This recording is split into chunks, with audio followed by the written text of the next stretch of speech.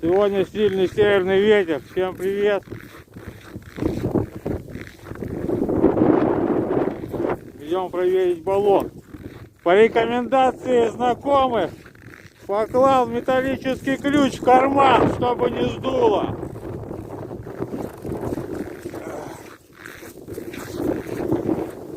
Вот дошел, видите, у нас тут горячий источник.